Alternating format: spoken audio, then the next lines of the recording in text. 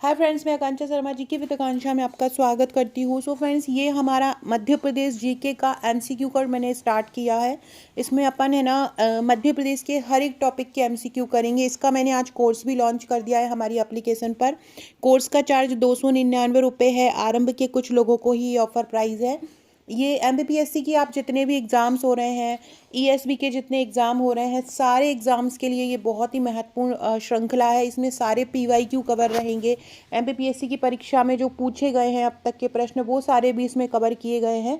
तो ये बहुत अच्छी श्रृंखला है, आप इसको परचेस कर सकते हैं हमारी एप्लीकेशन। तो चलिए स्टार्ट करते हैं। आज का जो हम को टॉपिक पढ़ने वाले हैं वो है मध्य प्रदेश में प्रथम। बेसिक से ही स्टार्ट करेंगे। इस बेसिक से करते करते अपन हाई लेवल पर जाएंगे। बहुत ही शानदार ये टॉपिक वाइज कोर्स रहेगा। ऐसे ही मेरा एमसीक्यू का एक और कोर्स चल रहा है जिसमें मैं 10,000 एमसीक्यू करा रही हूँ। उसके पार्ट 8 तक उसका हो चुका है।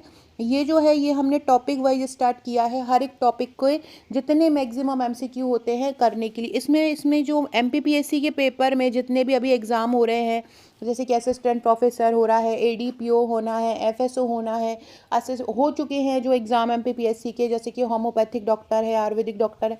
तो ये सारे एग्ज़ाम जो हो चुके हैं उसमें जो क्वेश्चन पूछे गए हैं उनसे संबंधित सारे फैक्टर हर एक टॉपिक वाइज अपन यहाँ पे करने वाले हैं।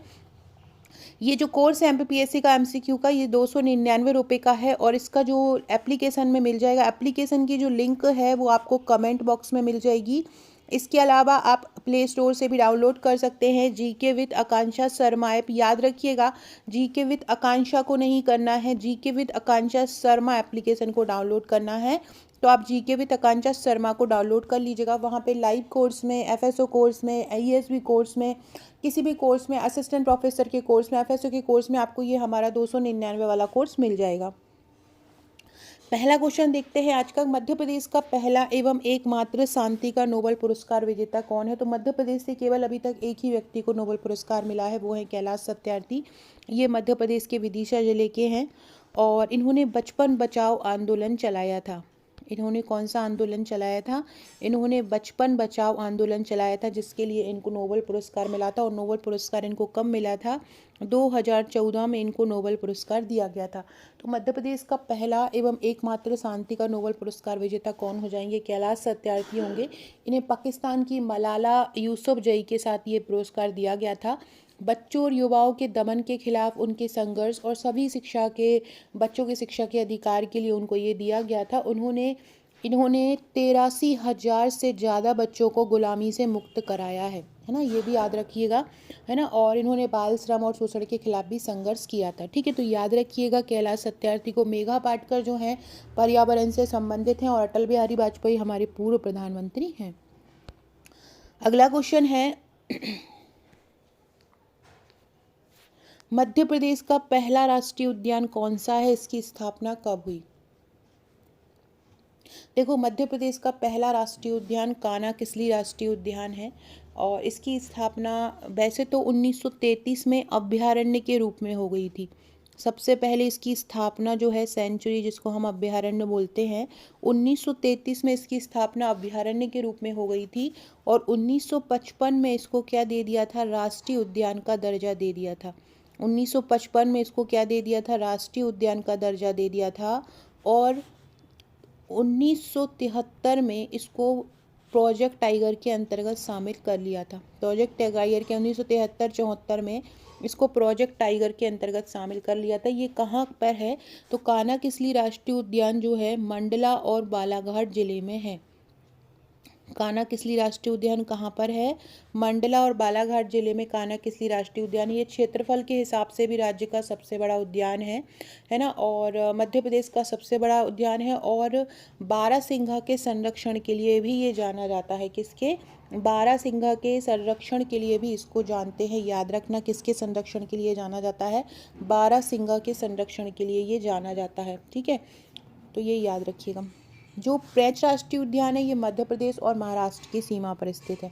पेंच राष्ट्रीय उद्यान कहाँ पर है? मध्य प्रदेश और महाराष्ट्र की सीमा पर। अगला क्वेश्चन है मध्य प्रदेश का पहला विश्वविद्यालय कौन सा है? मध्य प्रदेश का जो पहला विश्वविद्यालय है वो है डॉक्टर हरि सिंह गौर विश्वविद्यालय। इसको केंद्रीय विश्वविद्यालय का दर्जा भी दे दिया गया है। ये कहाँ पर है? सागर में है। इसकी स्थापना कब हुई थी? 1946 में इसकी स्थापना हुई थी। मध्य प्रदेश का पहला विश्वविद्यालय डॉक्टर हरि सिंह गौर विश्वविद्यालय है, सागर में है। 1946 में इसकी स्थापना हुई थी। इसे पहले सागर विश्वविद्यालय के नाम से जाना जाता था।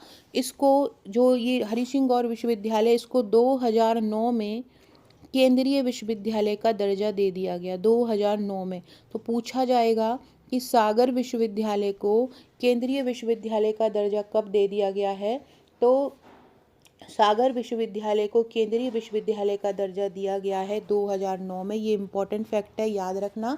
कब दे दिया गया है? 2009 में इसको केंद्रीय विश्वविद्यालय का दर्जा दे दिया गया है। ठीक है। मध्य प्रदेश का पहला विश्वविद्यालय हरि सिंह गौर है, सागर में है। 46 में स्थापना हुई। केंद्रीय विश्वविद्यालय कब बना? 2009 में। मध्य प्रदेश में 2 केंद्रीय विश्वविद्यालय हैं जो संसद के अधिनियम द्वारा बनते हैं। तो इसमें एक केंद्रीय विश्वविद्यालय, इसमें ये केंद्रीय विश्वविद्यालय में एक हरि सिंह गौर आ गया और एक अमरकंटक में है इंदिरा गांधी विश्वविद्यालय। ये 2 विश्वविद्यालय ऐसे हैं मध्य प्रदेश में जो केंद्रीय विश्वविद्यालय है। तो आपसे अगर ये पूछा जाए कि मध्य प्रदेश में कितने केंद्रीय विश्वविद्यालय हैं, तो 2 केंद्रीय विश्वविद्यालय मध्य प्रदेश में आ जाएंगे। अगला है, मध्य प्रदेश में पहला केंद्रीय विश्वविद्यालय का दर्जा किसे प्राप्त हुआ? तो अभी मैंने आपको बताया, हरि सिंह गौर विश्वविद्यालय जो है ये पहला विश्वविद्यालय है। और दूसरा कौन सा है? ये इंदिरा गांधी वाला।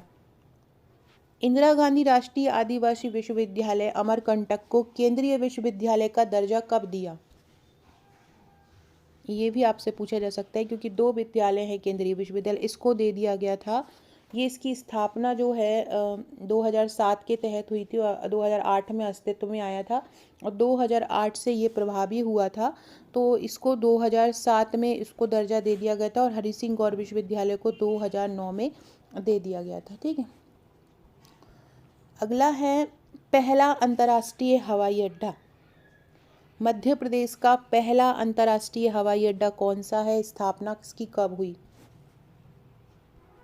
देखो, मध्य प्रदेश में 5 हवाई अड्डे हैं। मध्य प्रदेश में कितने हवाई अड्डे हैं?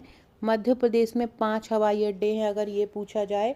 और देवी अहिल्याबाई जो अड्डा है, हवाई अड्डा है, अंतर्राष्ट्रीय हवाई अड्डा जो देवी अहिल्याबाई वाला है, जो इंदौर में है, ये इसको है ना 2019 में अंतर्राष्ट्रीय दर्जा मिला है। इसको कब दर्जा मिला है? 2019 में अंतर्राष्ट्रीय दर्जा मिला है। औरों को भी मिल चुका है, लेकिन ये सबसे पहला है। और इसकी शुरुआत जो हुई थी इंदौर हवाई अड्डे की 1948 में घरेलू उड़ान के तरीके से, घरेलू उड़ानों के साथ इसकी स्थापना 1948 में हुई थी। घरेलू उड़ानों के साथ इसकी स्थापना हुई थी। ठीक है। तो पहला अंतर्राष्ट्रीय हवाई अड्डा कौन सा हो जाएगा? इंदौर हो जाएगा। 2019 में इसको अंतर्राष्ट्रीय हवाई अड्डे का दर्जा दे दिया गया था। मध्य प्रदेश में कितने हवाई अड्डे हैं? 5 हवाई अड्डे मध्य प्रदेश में हैं। अगला क्वेश्चन है, मध्य प्रदेश का पहला विशेष आर्थिक क्षेत्र कौन सा है? विशेष आर्थिक क्षेत्र को बोलते हैं SEZ, मतलब स्पेशल इकोनॉमिक जोन। स्पेशल मतलब विशेष हो जाएगा, आर्थिक मतलब इकोनॉमिक हो जाएगा, है ना। तो ये मध्य प्रदेश का जो पहला विशेष आर्थिक क्षेत्र है वो है इंदौर धार के पास जो पीथमपुर है, धार जिले में आता है, इसको पीथमपुर बोलते हैं। तो ये पीथमपुर जो है पहला विशेष आर्थिक क्षेत्र है मध्य प्रदेश का। मध्य प्रदेश का पहला विशेष आर्थिक क्षेत्र कौन सा है? पीथमपुर है, जो भारत का पहला green field special economic zone भी है। भारत का पहला green field special economic zone भी है। ऑटोमोबाइल और विनिर्माण उद्योग के लिए प्रसिद्ध है। इसे भारत का डेट्राइट भी कहा जाता है। इसे क्या बोलते हैं? इसे क्या बोला जाता है? इसे भारत का डेट्राइट भी बोला जाता है। इसे भारत का क्या बोलते हैं? डेट्राइट भी बोला जाता है, ऑटोमोबाइल और विनिर्माण के कारण। मतलब ये बिल्कुल नई अविकसित भूमि पर स्थापित किया गया है, इसलिए इसको विशेष आर्थिक क्षेत्र के अंतर्गत जानते हैं। औद्योगिक विकास, निर्यात और रोजगार को बढ़ावा देना इसका प्रमुख उद्देश्य होता है। तो पहला विशेष आर्थिक क्षेत्र कौन सा हो जाएगा? धार का पीथमपुर पहला विशेष आर्थिक क्षेत्र हो जाएगा। अगला है,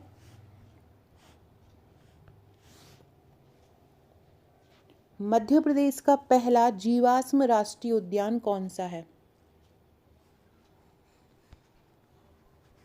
देखो, मध्य प्रदेश में 2 जीवाश्म राष्ट्रीय उद्यान है। अब यहाँ पे पूछ रहे हैं पहला कौन सा है। पहला है दुधवा। दुधवा राष्ट्रीय उद्यान, इसको घोघवा भी बोलते हैं, घोघवा भी बोला जाता है। ये कहाँ पर है? ये डिंडोरी जिले में स्थित है। ये पहला है। पहला जो है डिंडोरी जिले में स्थित है, जो भारत का सबसे छोटा राष्ट्रीय उद्यान है। ये भारत में भी सबसे छोटा राष्ट्रीय उद्यान है। भारत का सबसे छोटा राष्ट्रीय उद्यान है। क्या है ये? भारत का सबसे छोटा राष्ट्रीय उद्यान है, जिसमें पौधों और पेड़ों के प्राचीन जीवाश्म पाए जाते हैं। 1983 में इसे राष्ट्रीय उद्यान घोषित किया था। कब घोषित किया था? 1983 में। 1983 में इसको राष्ट्रीय उद्यान घोषित किया था। ठीक है, कब घोषित किया था? 1983 में राष्ट्रीय उद्यान घोषित किया था। मध्य प्रदेश का पहला और सबसे छोटा राष्ट्रीय उद्यान है, जो जीवाश्मों के संरक्षण के लिए प्रसिद्ध है। दूसरा धार जिले में है और पहला डिंडोरी में है। पहले ये मंडला में आता था, फिर ये डिंडोरी जिला बन गया था, तो डिंडोरी जिले में ये आने लगा 1996 में। अगला है पहला बायोस्फीयर रिजर्व। मध्य प्रदेश में देखो, मध्य प्रदेश में 3 बायोस्फीयर रिजर्व हैं। जैव मंडल आरक्षित क्षेत्र जो हैं मध्य प्रदेश में कितने हैं? 3 बायोस्फीयर रिजर्व हैं। एक है पचमढ़ी, दूसरा है अमरकंटक और तीसरा है पन्ना। ये 3 बायोस्फीयर रिजर्व हैं, जिसमें पचमढ़ी बना था 1999 में, अमरकंटक बना था 2005 में और पन्ना बना था 2011 में। तो पहला कौन सा हो जाएगा? पचमढ़ी हो जाएगा। मैंने है ना MPPSC प्रीलिम्स, अगर आप लोग MPPSC प्रीलिम्स की तैयारी कर रहे हैं तो मैंने MPPSC प्रीलिम्स के लिए एक एस सीरीज़ स्टार्ट की है, जिसके मैंने 2 वीडियो बना चुकी हूँ और आज इसका तीसरा वीडियो भी आएगा, जिसमें हम मध्य प्रदेश के जनजाति व्यक्तित्व पढ़ेंगे। बहुत ही शानदार सीरीज है। उसमें मैंने ये बायोस्फीयर रिजर्व जो S2 है, उसमें मैंने बायोस्फीयर रिजर्व कराया। आप मेरे चैनल की प्लेलिस्ट पे जाकर, यूट्यूब की प्लेलिस्ट में जाकर वो प्लेलिस्ट देख सकते हैं इस सीरीज़ की। और साथ ही साथ में ये जो हमारा MCQ का भंडारा नाम से ये हमने जो आज स्टार्ट किया है, इसके लिए भी एक प्लेलिस्ट बना दूंगी, तो इसके भी आप सारे MCQ एक जगह पर देख सकते हैं। अगर आप ये सारे MCQ कर लेते, क्योंकि मैं एक क्वेश्चन के मैक्सिमम जितने फैक्ट बन सकते हैं वो करवा रही हूँ साथ ही साथ में, तो आपका बहुत अच्छा MCQ कवर हो जाएगा। थ्योरी प्लस MCQ रहेगा, साथ ही साथ में पूरा MP का जो स्टैटिक MCQ है वो आपका कवर हो जाएगा। तो एक भी वीडियो को स्किप मत कीजिएगा। और एक और चीज़, अगर आपने अभी तक हमारा टेलीग्राम ज्वाइन नहीं किया है तो टेलीग्राम ज़रूर ज्वाइन कर लेना। टेलीग्राम ज्वाइन करने से क्या होगा? आपकी तैयारी हो जाएगी, क्योंकि मैं वहाँ पर प्रैक्टिस कराती हूँ, MCQ की भी प्रैक्टिस कराती हूँ, PDF भी वहाँ पे दे जाती है। इंपॉर्टेंट फैक्ट हुए, करंट अफेयर्स के फैक्ट हुए, वो सारे वहाँ पर दिए जाते हैं। तो टेलीग्राम को जरूर ज्वाइन कर लेना। GK विद आकांक्षा शर्मा 2 के नाम से है। डिस्क्रिप्शन बॉक्स में भी उसकी लिंक मिल जाएगी। साथ ही साथ में आप मुझे व्हाट्सअप पर भी फॉलो कर सकते हैं। व्हाट्सअप ग्रुप की लिंक भी डिस्क्रिप्शन बॉक्स में मिल जाएगी। मेरी इंस्टाग्राम ID, फेसबुक ID, ये सारी लिंक आपको डिस्क्रिप्शन बॉक्स में मिल जाएगी, तो आप वहाँ से ले सकते हैं। तो पहला बायोस्फीयर रिजर्व कौन सा है? पचमढ़ी है। ये कब बना था? 1999 में बना था। ये पहला बायोस्फीयर रिजर्व है, इसको याद रखना। और दूसरा कौन सा है? अमरकंटक है, जो 2005 में बना था। इन तीनों को यूनेस्को का जो MAV प्रोजेक्ट है उसमें भी शामिल कर लिया गया है। अगला क्वेश्चन है पहला आकाशवाणी केंद्र। मध्य प्रदेश का पहला आकाशवाणी केंद्र कौन सा है और कब बना है? देखो, मध्य प्रदेश का जो पहला आकाशवाणी केंद्र है वो इंदौर में है। और ये कब बना था? ये 22 मई 1955 में बना था। कब बना था? 22 मई। ये क्वेश्चन MPPSC के एग्ज़ाम में आया है। तो पहला आकाशवाणी केंद्र कौन सा है? इंदौर में है। कब बना था? ये 22 मई 1955 में बना था।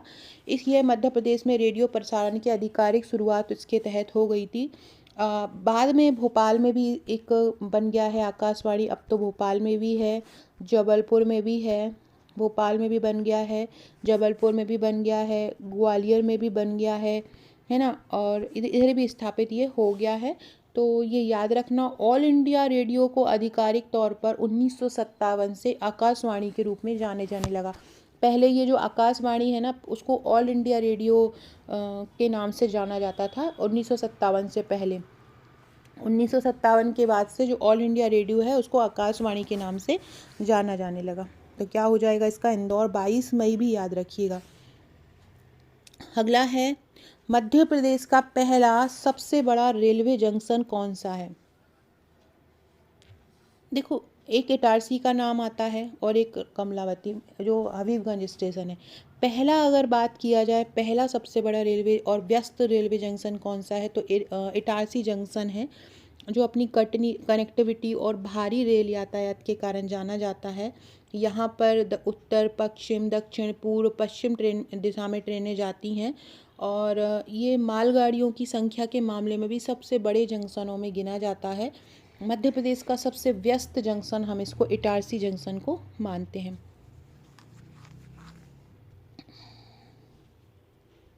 और ये पहला भी है, अब तो और भी बन गया लेकिन ये पहला भी है। अगला है, मध्य प्रदेश का पहला समाचार पत्र कौन सा है और ये कब आया? हर की डेट भी याद करते रहना, क्योंकि एफएसओ के पेपर में डेट भी पूछ ली गई थी। तो मध्य प्रदेश का जो पहला अखबार था वो ग्वालियर अखबार था। मध्य प्रदेश का पहला अखबार कौन सा था? ग्वालियर अखबार था। और ये किस भाषा में था? ये उर्दू भाषा में था। मध्य प्रदेश का जो पहला समाचार पत्र है ग्वालियर अखबार, उर्दू भाषा में था और इसका प्रकाशन कब हुआ था? 1840 में हुआ था। इसके बाद एक मालवा अखबार था। मालवा अखबार जो था वो हिंदी का अखबार था। मालवा अखबार कब तक वो हिंदी का था और ये 1848 में आया था, मालवा अखबार था। ग्वालियर पहला पहला प्रकाशित अखबार था मध्य प्रदेश से, उर्दू भाषा में था। और मालवा अखबार 1848-49 में आया था। ग्वालियर अखबार को बाद में मध्य प्रदेश संदेश नाम से प्रकाशित होने लगा था। मध्य प्रदेश संदेश, ग्वालियर अखबार को ही मध्य प्रदेश संदेश बोलते हैं, जो 1956 से मध्य प्रदेश संदेश नाम से आने लगा था। इसके अलावा नवजीवन 1915 से एक मासिक रूप से प्रकाशित होने वाला समाचार पत्र है, याद रखना, ठीक है। अगला क्वेश्चन है, मध्य प्रदेश का पहला खेल विद्यालय कौन सा है? मध्य प्रदेश का पहला खेल विद्यालय कौन सा है? तो मध्य प्रदेश में एक तो आदिवासी खेल विद्यालय है जो कि अलीराजपुर में स्थित है। और नॉर्मल खेल विद्यालय की बात करें तो सीहोर में मध्य प्रदेश का खेल विद्यालय बनाया गया है। तो मध्य प्रदेश का खेल विद्यालय कहाँ हो जाएगा? सीहोर में हो जाएगा पहला खेल विद्यालय। और अगर आदिवासी खेल विद्यालय की बात किया जाए कि आदिवासी खेल विद्यालय कहाँ पर है, तो वो है अलीराजपुर में। आदिवासी कहाँ पर है? अलीराजपुर में है। और पहला खेल विद्यालय कहाँ पर है? सीहोर में है। अगला है, प्रथम परमाणु बिजली घर कौन सा है? मध्य प्रदेश का पहला परमाणु बिजली घर कौन सा है? तो मंडला का चुटका गांव मध्य प्रदेश का पहला परमाणु बिजली घर है। परमाणु से बिजली बनाने वाला कहाँ पर है? मंडला का चुटका गांव जो है पहला परमाणु बिजली घर है। फ्रेंड ये देखिए, ये हमारा एमपी जीके का प्रश्न बैंक है 10,000 प्लस एमसीक्यू का। इसमें टॉपिक वाइज आपको हर टॉपिक के एमसीक्यू मिलेंगे। एमपीपीएससी की सभी परीक्षाओं का पार्ट ए है। इसका 299 चार्ज एक विशेष ऑफर में ये है आरंभ के 100 लोगों को। इसमें मध्य प्रदेश राजनीति, अर्थशास्त्र, कला संस्कृति, मध्य प्रदेश इतिहास, भूगोल, ये सारा कुछ मिलेगा। एमपीपीएससी के पार्ट ए कोई भी एग्ज़ाम हो, एडीपीओ, एफएसओ, असिस्टेंट रजिस्ट्रार हो, असिस्टेंट प्रोफेसर हो, सिविल एग्ज़ाम मध्य प्रदेश हो, ईएसवी का एग्ज़ाम हो, सारी परीक्षाओं के लिए इंपॉर्टेंट है, आप इसको परचेस कर सकते हैं। इसके अलावा यदि आप असिस्टेंट रजिस्ट्रार की तैयारी कर रहे हैं तो आप हमारा ये सुपर 100 बैच ले सकते हैं। इस बैच की खासियत है इसमें पार्ट ए और पार्ट बी दोनों की तैयारी कराई जाएगी। 20 जनवरी से ये बैच स्टार्ट है। इसकी फ़ीस 1499 रुपये है। क्लास 20 जनवरी से रहेंगी।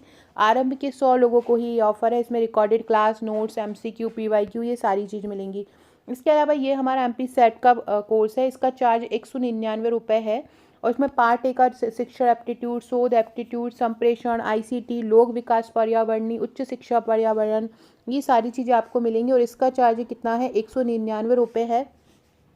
एप्लीकेशन से जाकर आप इसको परचेस कर सकते हैं। जीके विद आकांक्षा शर्मा हमारी एप्लीकेशन है। ये असिस्टेंट रजिस्ट्रार का टारगेट बैच है। इसमें जैसे कि ऊपर जो मैंने बताया था सुपर 100, उसमें पार्ट ए भी कवर करवाया जाएगा, लेकिन इसमें पार्ट ए के साथ पार्ट बी भी इसमें पार्ट ए नहीं रहेगा, इसमें केवल पार्ट बी रहेगा। पार्ट बी की क्लासेस और नोट्स रहेंगे। 799 इसका चार्ज है। बहुत सरल तरीके से ये इसमें हर टॉपिक को पढ़ाया जाएगा। ये हमारा एमपीपीएससी प्रीलिम्स 2026 का ट्रिकी बैच है। इसका चार्ज 1499 रुपये है। ₹1499 इसका चार्ज है। और इसमें हर एक टॉपिक को MPPSC के यूनिट 1 से यूनिट 10 तक के हर एक टॉपिक को ट्रिक से याद कराया जा रहा है। बहुत डीपली हर एक टॉपिक को पढ़ाया जा रहा है। हर एक टॉपिक के MCQ दिए जा रहे हैं, टेस्ट लिए जा रहे हैं, रिकॉर्डेड क्लासेस दिए जा रही हैं। ये सारा कुछ आपको एक जगह पे मिल रहा है, तो आप इसको परचेज़ कर सकते हैं। ये MPPSC प्रीलिम्स का प्रैक्टिस सेट है। 25,000 प्लस MCQ इसमें है। टॉपिक वाइज यूनिट 1 से यूनिट 10 तक के MCQ, चाहे इतिहास हो, भारत का भूगोल हो, राजनीति हो, अर्थशास्त्र हो, चाहे मध्य प्रदेश हो, सारा कुछ आपको ये रैपिड फायर MCQ में मिल जाएंगे। इसका चार्ज ओनली ₹499 है। आप इसको भी परचेस कर सकते हैं। इसके अलावा ये हमारा जो असिस्टेंट रजिस्ट्रार का, ये इसमें आपको MCQ और टॉपिक मिलेंगे, इसमें क्लासेस नहीं मिलेंगी। तो आप केवल नोट्स लेना चाहते हैं तो ₹499 में आप इसको परचेस कर सकते हैं। एक हमारी हार्ड कॉपी भी बहुत जल्दी आने वाली है। हार्ड कॉपी किसकी आने वाली है? आपको एक हार्ड कॉपी देखने को मिलेगी। ये आने वाली है MCQ प्रैक्टिस सेट MPPSC की, जिसमें आपको 3 बुकलेट मिलेंगी। एक पूरा ऑल ओवर MCQ यूनिट 1 से यूनिट 10 तक मिलेगी। एक आपको करंट अफेयर की मिलेगी, इंडिया और वर्ल्ड की, और एक आपको MP करंट अफेयर्स की मिलेगी। तो ये बहुत जल्दी लॉन्च ये भी होने वाली है। अगला क्वेश्चन है, मध्य प्रदेश की पहली पंचायत इनमें से कौन सी है? तो इनमें से मध्य प्रदेश की पहली पंचायत धार की सुनार खेड़ी हो जाएगा, है ना, पहली पंचायत। इसके अलावा इसको ISO प्रमाणित भी बनाया गया है। मध्य प्रदेश में धार का जो सुनार खेड़ी है, इसको डिजिटल ग्राम पंचायत के रूप में भी मान्यता दी गई है। तो पहली पंचायत जो कि डिजिटल रूप से प्रमाणित है, कौन सी हो जाएगी? सुनार खेड़ी हो जाएगी। अगला है, मध्य प्रदेश का पहला सौर ऊर्जा ग्राम। मध्य प्रदेश का पहला सौर ऊर्जा ग्राम कौन सा है? तो मध्य प्रदेश का जो पहला सौर ऊर्जा ग्राम है वो इंदौर जिले का कस्तूरबा ग्राम है। गांधी जी की पत्नी कस्तूरबा गांधी के नाम पर ये स्थापित हुआ है और महात्मा गांधी ने इसको स्थापित किया था। ग्रामीण जीवन, महिलाओं और बच्चों के कल्याण के लिए ये सौर ऊर्जा का उपयोग करता है। इसके अलावा बैतूल जिले का बांचा भी पूरी तरह से सौर ऊर्जा युक्त गाँव बन गया है। बैतूल का कौन सा गाँव? बांचा। और सांची मध्य प्रदेश की सोलर सिटी बन गई है। कस्तूरबा ग्राम को किसको इस तरह स्थापित किया गया था? महात्मा गांधी द्वारा कस्तूरबा ग्राम को स्थापित सौर ऊर्जा ग्राम के रूप में स्थापित किया गया था। अगला क्वेश्चन है, पहला ग्राम न्यायालय। मध्य प्रदेश का पहला ग्राम न्यायालय कौन सा है? तो मध्य प्रदेश का जो पहला ग्राम न्यायालय है, देखो, पहला ग्राम न्यायालय के रूप में बैरसिया को मान्यता प्राप्त है। कौन सा है? बैरसिया। मध्य प्रदेश का पहला ग्राम न्यायालय कौन सा? एक आपने नीमच जिले का झांतला भी सुना होगा, लेकिन वो पूरी तरह से मान्यता प्राप्त नहीं था। पूरी तरह से मान्यता प्राप्त जो न्यायालय है वो बैरसिया ग्राम हो जाएगा। मध्य प्रदेश का ग्राम न्यायालय कहाँ हो जाएगा? यहाँ न्यायिक अदालतें हैं। और एक अगर यहाँ पे नीमच का झांतला ऑप्शन आता, नीमच का झांतला, अगर ऑप्शन में नीमच झांतला होता तो ये आपका आंसर हो जाता। इसको 11 दिसंबर 2001 को पहला ग्राम न्यायालय बना दिया था। नीमच ग्राम न्यायालय की शुरुआत ही मध्य प्रदेश में 2001 में हुई थी और नीमच के झांतला को पहला ग्राम न्यायालय बना दिया था। लेकिन ऑप्शन में नीमच नहीं है तो ये दूसरा कौन बना था? बैरसिया बना था, तो बैरसिया आ जाएगा। ये देखो 2001 में बन गया था और ग्राम न्यायालय अधिनियम 1996 के तहत स्थापित किया था। ग्राम न्यायालय अधिनियम आया था 1996, उसके तहत स्थापित ये किया गया था। ग्रामीण क्षेत्रों को त्वरित और सस्ता न्याय उपलब्ध कराने के लिए ये आरंभ किया गया था। अगला है, मध्य प्रदेश का पहला पर्यटन नगर। मध्य प्रदेश का पहला पर्यटन नगर क्या है?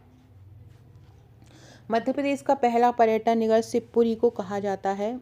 उसको कहा जाता है, शिवपुरी को कहा जाता है क्योंकि अपने झरनों और हरियाली के लिए जाना जाता है। तो कौन सा कहलाएगा पर्यटन नगर? पहला शिवपुरी कहलाएगा। अगला है, मध्य प्रदेश का पहला आपदा प्रबंधन संस्थान कौन सा है? इसकी स्थापना कब हुई?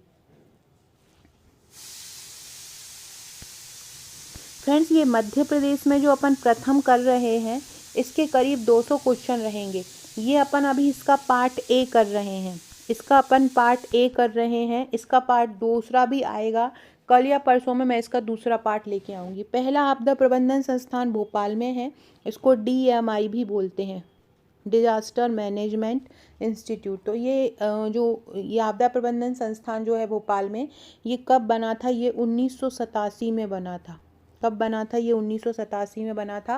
पहला आपदा प्रबंधन संस्थान है, ताकि आपदा होने वाली घटनाओं को रोका जा सके। भोपाल गैस त्रासदी के बाद जो घटनाएं हुई थी उसके बाद ये इसका गठन जो हुआ था। तो पहला आपदा प्रबंधन संस्थान कहाँ हो जाएगा?